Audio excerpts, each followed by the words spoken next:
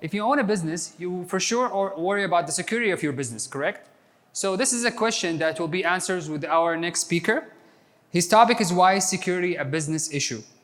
He is a cyber and IT security strategist with EMEA, responsible for the thought, leadership, and client interaction with the Enterprise Security Products Group.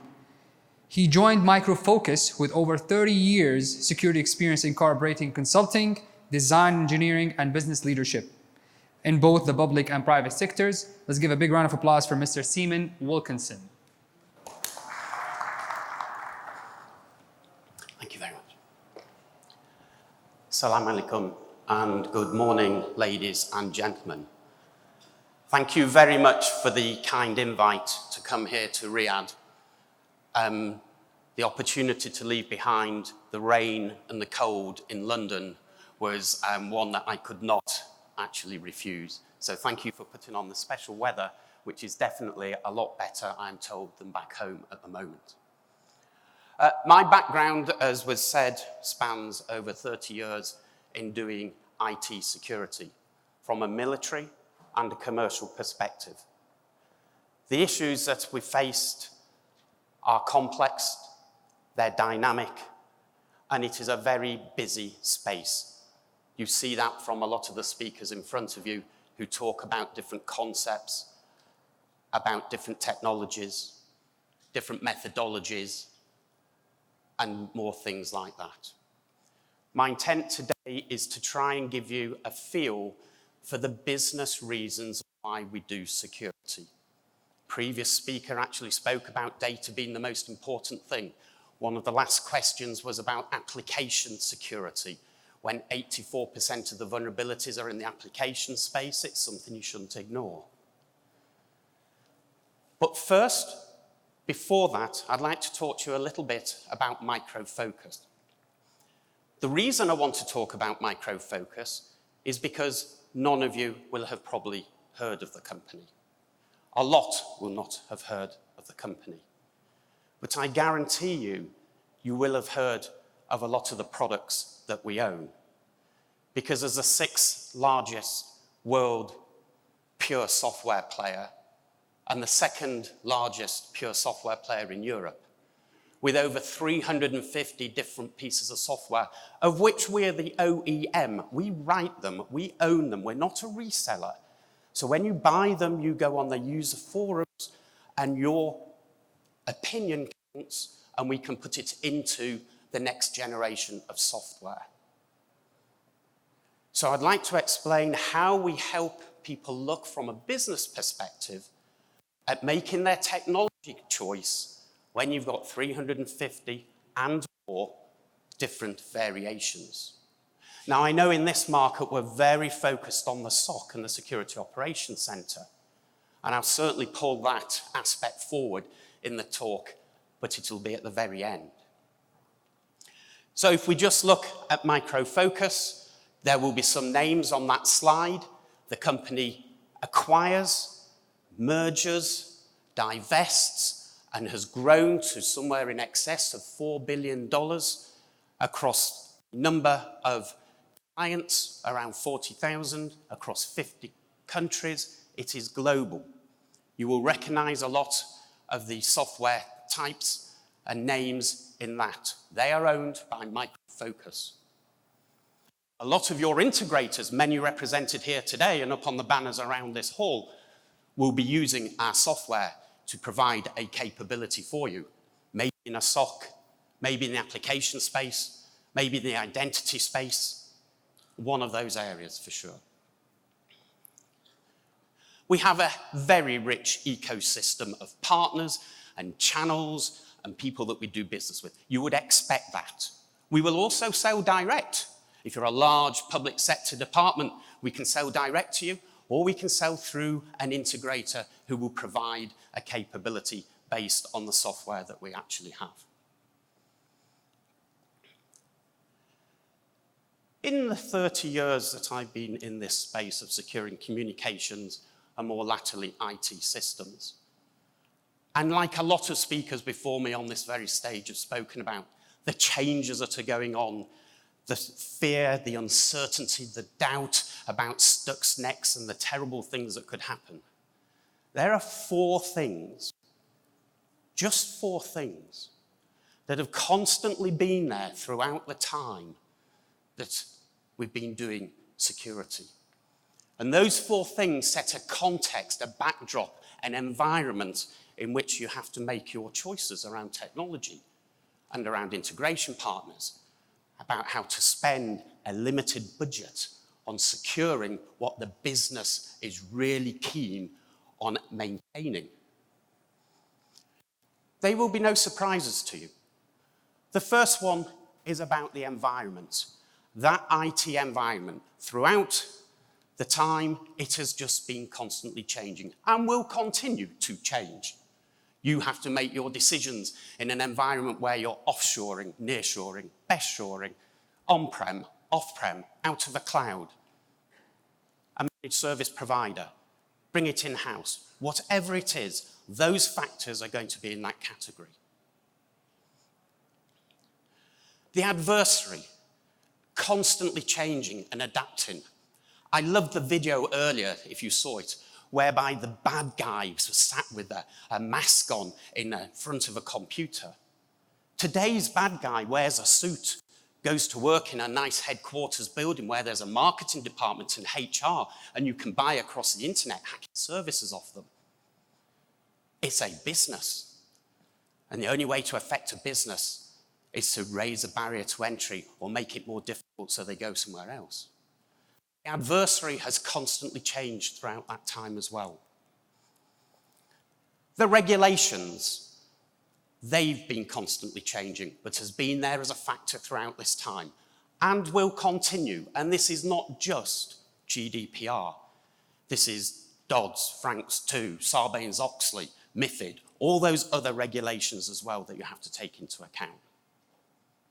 And the final one will be no surprise.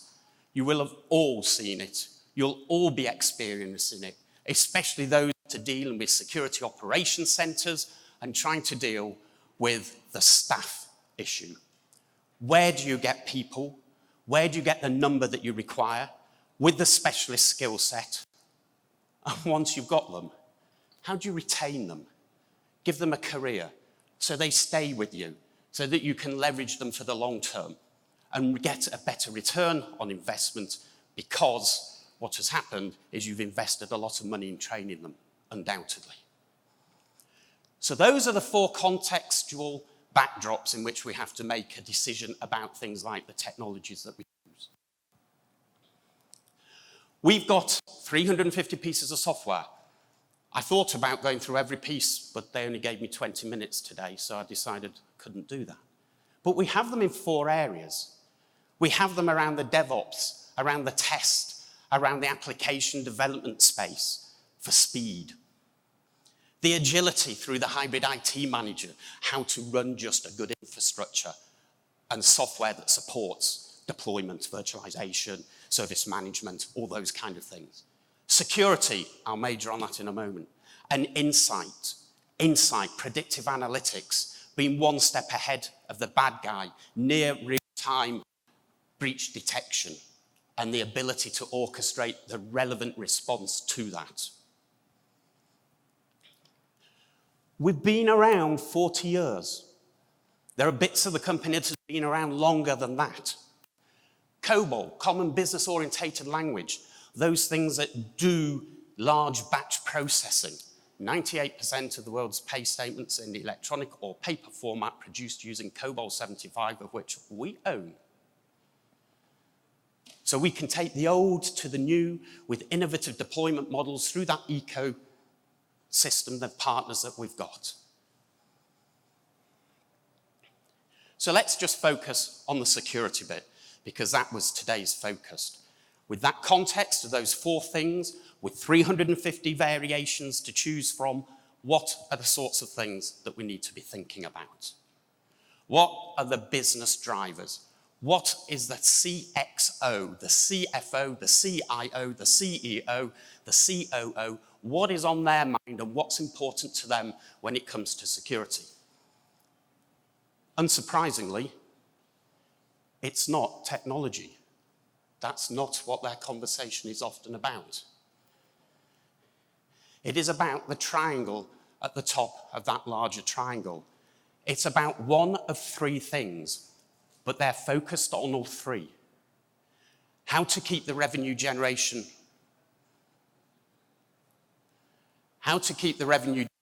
going, how to reduce the cost of the operation, and how to keep compliant and aligned with the regulations. They're interested at the CXO level of making money, saving money, and keeping legal. And everything we do in security is about protecting that. So everything we do in security has to play to one of those three things. So if we look at the security, which is a circle on the right-hand side of that diagram, it starts talking, and I'll go through them a little bit more in detail in the following slides, but it talks about various things, such as data. So if you encrypt your data, if it is then stolen under GDPR, you don't need to give a breach notification within the 72 hours. If you format, preserve, encrypt it, then what you can do is you can use it with a third party to, say, do some analytics on it and find new generation of revenue streams. If you buy a SOC tooling device that actually reduces the number of tier 1 SOC analysts that you require on a 24/7 shift, you're going to reduce the cost of operation. You're going to have a better conversation with a CFO if you say, if we buy this one, Mr. CFO, rather than this one means we only need one person on a 24/7 shift instead of 2, which is 10 people on a 5-way shift, 10 headcount over a year, somewhere around about $1 million, do the maths. So the focus is on how we make our technology decisions based on those three aspects of operational efficiency, revenue generation, and regulation and compliancy. But security, as we know, has gone to a level of complexity. It's very complex. And we think of it as almost three-level or three-dimensional chess.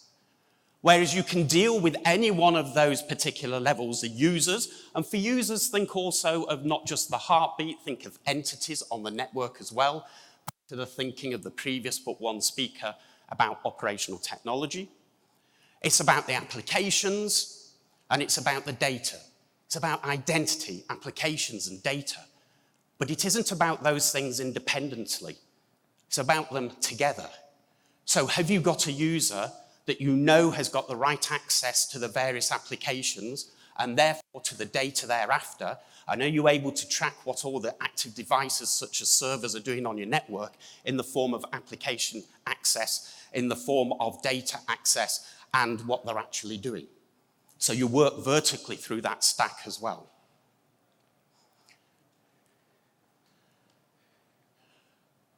So I'll build the picture, I'll end up with the SOC, because I know that there's a lot of people with an interest on the SOC side of things. The analytics and machine learning is one area we've got. I'll put the names of the products on the last slide. Data security, the importance of data security. What is the bad guy after? He's after the data. The reason he's after the data is because that's what he can monetize. That's what he or she is going to sell or use as access to by ransomware, actually exploit by selling to a third party, or identity theft. It's the data. It's all about the data. We have products that do format preserving encryption. In other words, you can partially mask things like postcodes, so you can still do analytics on them without exposing the totality of the underlying data. Therefore, you're in a lot better position to be able to drive new revenue streams out of that kind of capability. Application security. That was mentioned by the previous speaker. We've got an application security stack that enables you to address, by left shifting in time, the security question. In other words, as soon as a code is being coded, you can alter the security stance within it. That makes it more cost effective than waiting till 2 minutes before you release the application. It also means that you don't have that business decision to make of, do we let the application go out straight away now or expose ourselves because we've addressed it earlier in the life cycle. It also means you can do a more speedy, because it's automated, release of applications, the updates. Identity and access. My prediction, personal prediction, is this is the big space, and we'll come to why as we move on to the SOC bit next. But this is about who's on your network. Have you been authenticated onto the network? What access do you have? Who's given you that access? When did they give you that access? Can you audit? Can you stand up and actually say, this person has that access, not that access, and has got those file accesses and downloading this kind of information? The endpoint, the virtualization, the whole piece around running a good network. We've got all that. And significantly, the security operation. And the security operation, I'll come back to in a little bit more detail in a moment. But can you ingest as much as possible? Can you ingest from just everywhere? Because then you get the bigger picture. Can you correlate it? Can you do the assessment of that to give you actionable insight in near real time? That's what you're finding that you need to get to on the SOC, while still affecting those three business things of operational efficiency, keeping compliant, and maintaining the revenue flow. So those are the products within the security, risk, and governance that we've been speaking about. You will recognize ArcSight. A lot of you will be using it in a SOC. A lot of you will recognize things like Fortify, the automated application in both the static, dynamic, and runtime environment. ZenWorks, a superb capability that gives a lot of capability for small, medium enterprises, as well as the larger enterprise, which we cover on the other application stacks. The largest companies, the largest SOCs built on our software, the thinking behind Uber, through the Vertica, for example, those kind of capabilities we've got, application security, BMW, etc. So where does this fit on our triangle? Well, they fit down here in the right-hand side, where ArcSight is bringing together that security operation picture, where Fortify is protecting your applications, where Voltage is protecting the data, and NetIQ is actually protecting the identity. So why is that important in a security operations center? Well, we don't have a big fence around the network.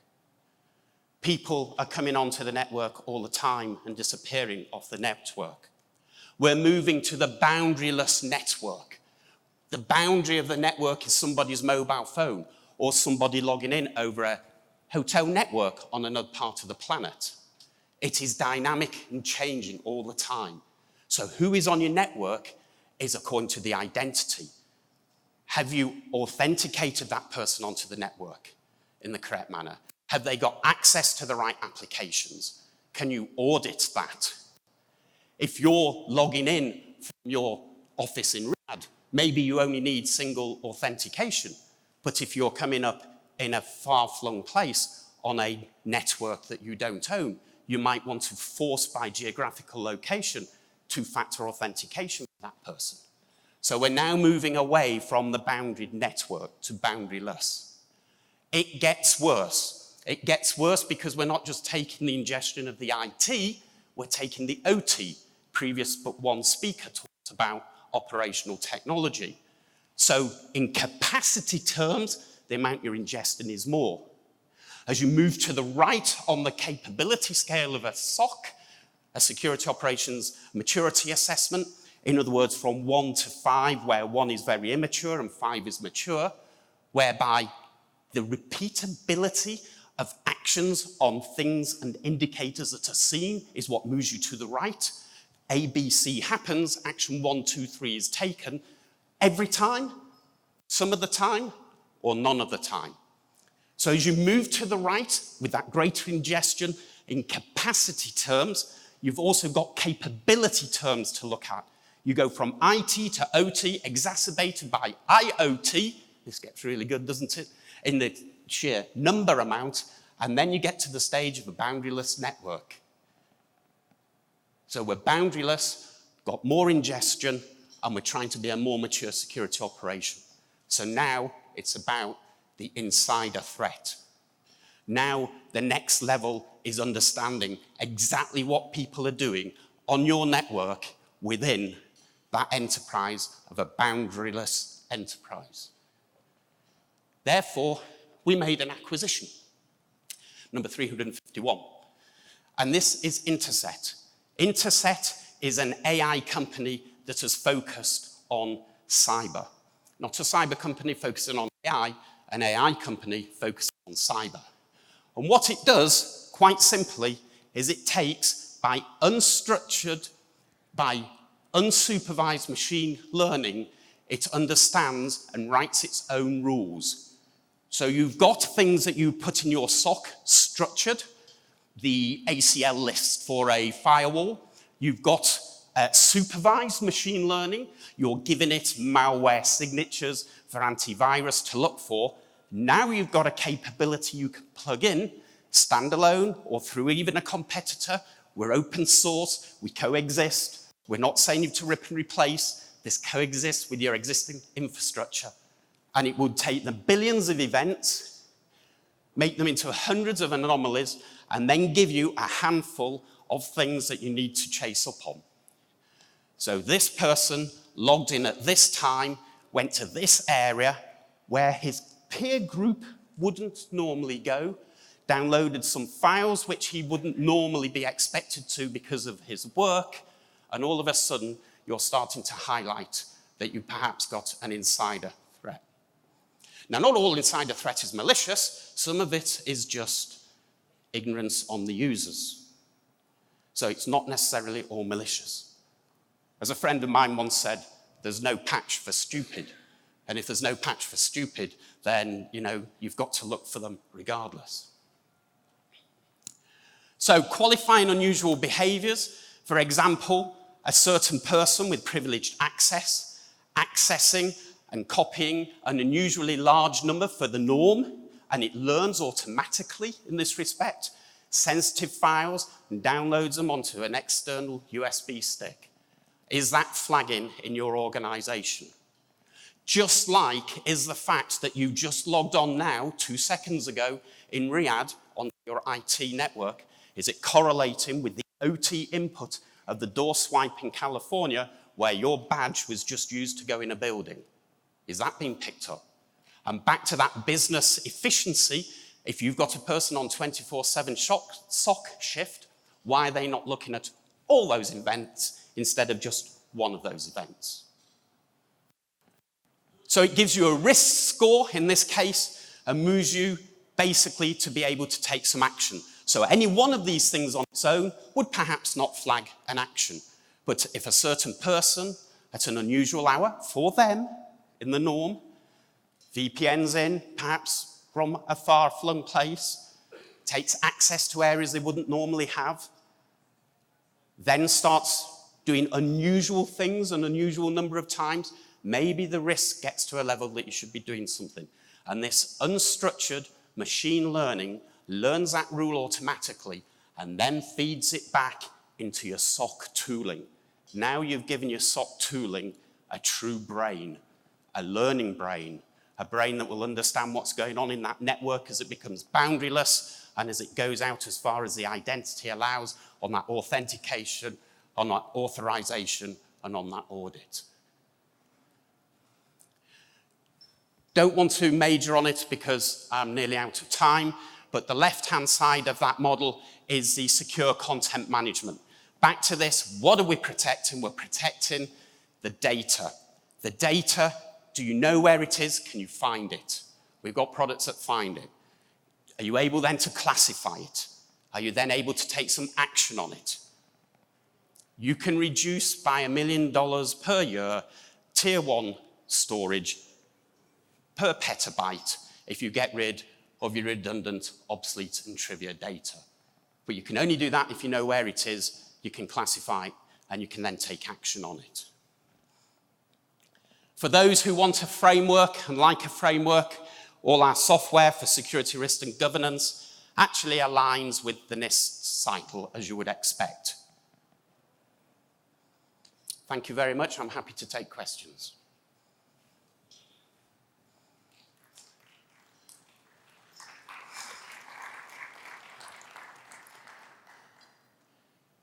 Any questions?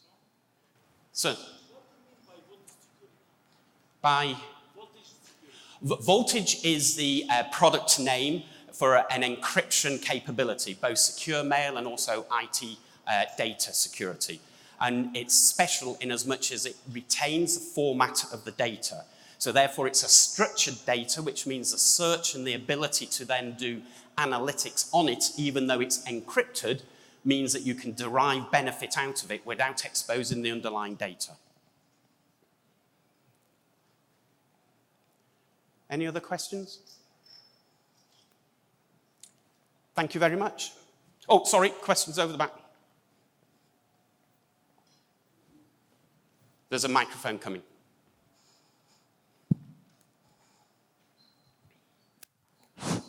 Alhamdulillah. The session yesterday and today and also is excellent. Alhamdulillah. The question is the trust. We are the company. We have to be trust. To whom? Those people are here product selling. This our product. It will be launched to our company. But the first thing is the trust. So my question is, where do we trust? The user level or end user level or business level or company that you are giving the trust? The question is the trust. And what is the condition of the trust?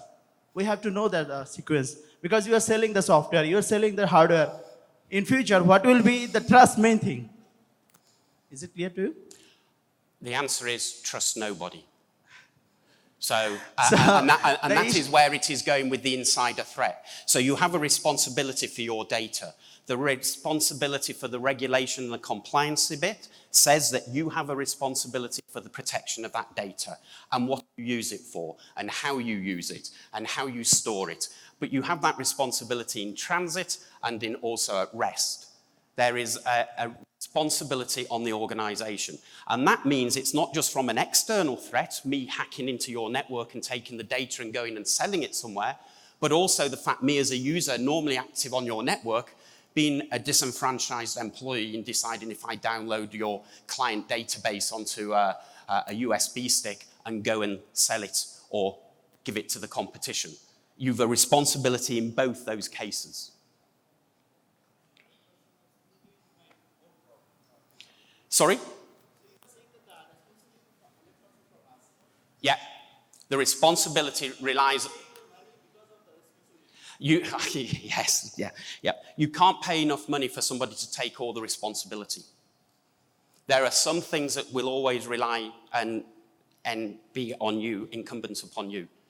Because it's your network, it's your way of handling it and dealing it. You can't outsource all that. You can outsource things to a decent service provider who've got a good security stance, but the responsibility for that data ultimately still comes down to you.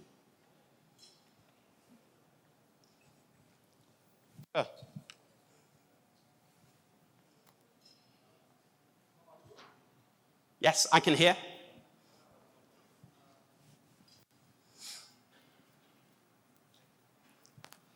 Thanks for your presentation. I saw that most of your product portfolio talks about the IT applications and the network. Do you also deal with plant security, plant cybersecurity, and how does that your product portfolio integrate with other DCS systems provided by the major OEMs? Absolutely. So this is back to the previous but one speaker, Tony, who was talking about the OT bit along with the IT bit. The issue isn't just technology. The technologies, the ArcSites of this world will ingest from the OT and the IT environment. Often the issue is in the organization. So IT often sits under the CIO, down that stream.